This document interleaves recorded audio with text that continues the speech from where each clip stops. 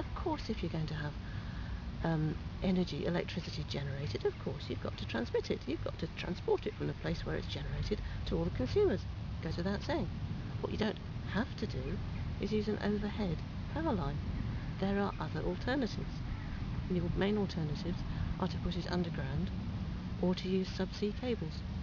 They have been hugely exaggerating the costs, and we find this very unacceptable, that they have been so misrepresenting things. Everything they've been talking about appears to have been based on a technology which used oil-filled cables, and that was the norm up till quite recently. And they are very, very expensive.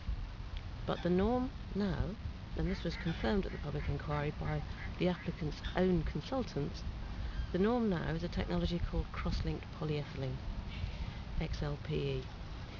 And it's still expensive. It's still a lot more expensive than an overhead cable, but it's nowhere near as expensive as the oil-filled cables.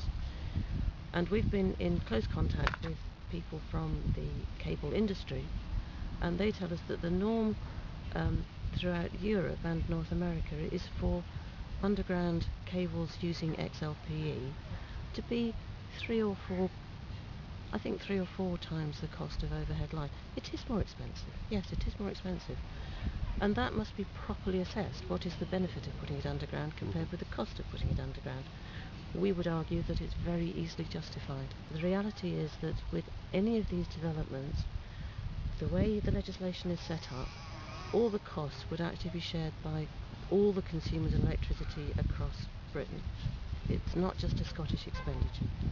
So if they put the line overhead, it would be a Scottish problem.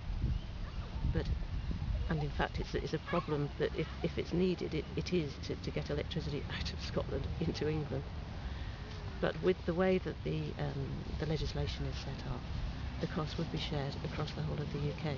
Just as Scottish consumers are already sharing the costs of, I think it's £400 million, for putting a similarly large power line underground in that part of London where the Olympics is going to be.